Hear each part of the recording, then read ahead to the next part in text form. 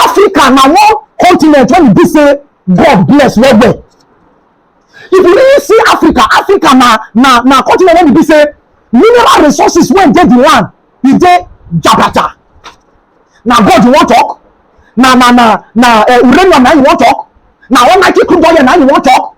Abi na vast arable land wey dey na you wan talk? See the update when I just bring come now. Namibia here. Okpemu, they don discover billions barrel of crude oil. Now everybody go dey happy say thank God. But can you imagine when people come dey speculate and now say this one now not be say e go come bring stability come the country, because there are no African countries to be country when e be say they soak them for water of corruption. Okpemu. Now if you know what the video when this woman dey analyze everything. See, people Western countries they suppose they come Africa. They suppose they come Africa to even get livelihood. We Africans not supposed to pass through the Mediterranean Sea. They pass through Libya just to go Europe, Japan everywhere, go embassy. Now some people feel everywhere. Waiting. Why? Because our politicians are very gullible and they are thieves and they only think about themselves. Think about themselves alone. Now they don't discover this crude oil now. If na some countries, only this crude oil alone can stabilize the country, because Namibia, na country when you say only 3 million citizens that they get as population, unlike Nigeria when be 200 and something million. Now what? See, for the world, in terms of daily production of crude oil, US na number 1, followed by Russia, before Saudi Arabia. Then for Africa continent, Libya na number 1, followed by Nigeria. But with this speculation now, they call the talk saying Namibia will be number 3.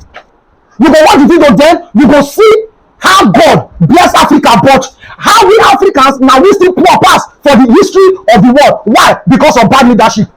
Upon not everything, let's say Nigeria for example, upon not everything when they pass through insecurity everywhere, you don't ever see one person say come resign. No, they're not going to resign. But in the US, once something happen and our office now supposed to take care of that thing, but it can't be like say we get incapacitated.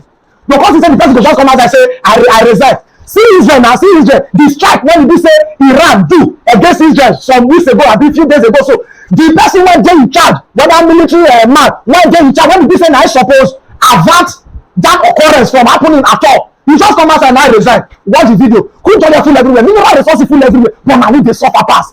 Countries when you say they never dey mine gold, they don't get gold, but you go discover say for their reserve, now they get gold pass. Meanwhile, the continent and the country when they carry the things they also they die.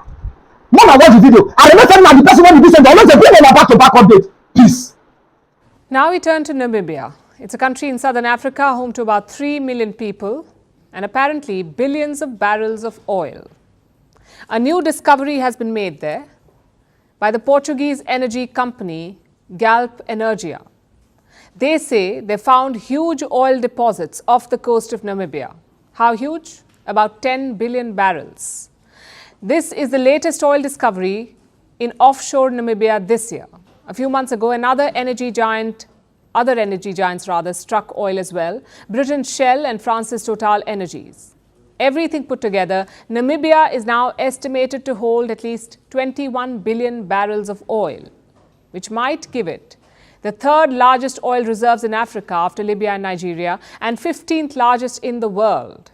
And this may just be the beginning. These latest discoveries have all come from here, the Orange Basin. It's located near Namibia's southern coast, near South Africa. The entire region is being explored by energy giants from around the world. These firms have carved up the area and they are frantically searching for oil. So far, Shell, Total and now Galp have struck oil, but America's Chevron is also in the hunt. So are Australia's Woodside and South Africa's Rhino Resources. So we may keep hearing about new discoveries and Namibia may become the next big thing in oil. Because the Orange Basin is just one area being explored. There are a number of other potential hotspots, both offshore and inland. So in some time, Namibian oil may be fueling all our vehicles. But it'll take years for that to happen, probably decades, because what you're seeing right now is the initial phase, the exploration. That's almost the easy part. After that, the oil needs to be drilled, sold and transported. It will take years to set up that infrastructure. The initial batch of Namibian oil won't flow till at least 2029, so at least another 5 years. And that is what analysts are predicting. And even then, it will start off as a trickle. By 2035, it is expected to produce 380,000 barrels a day, 380,000 barrels per day, which doesn't really compare to major oil-producing nations. Look at the numbers from December 2023. The US produced 13.3 million barrels of oil, Russia 10.1 million, Saudi Arabia about 9 million. So even if Namibia exceeds all expectations, oil output may just cross 1 million barrels per day initially, which makes it a promising new entrant, but not a major oil exporter. That also means expectations should be tempered. The discoveries in Namibia won't bring down your petrol prices, not for the next few decades at least. And they also won't turn the country rich overnight. It won't suddenly become the next Dubai or Saudi. That takes years of expansion, and Namibia will also have to avoid corruption. The country's oil fields are being explored by foreign companies, Shell, Total, Galp and all the others. Galp controls 80% of the new fields it discovered. Namibia State Oil Company owns 10% and another Namibian company has the remaining 10%, meaning 8 out of every $10 will go to Galp. Namibia's state oil firm has signed similar deals with all the foreign oil companies, so if it is not careful, it may not see the profits from the resources anytime soon.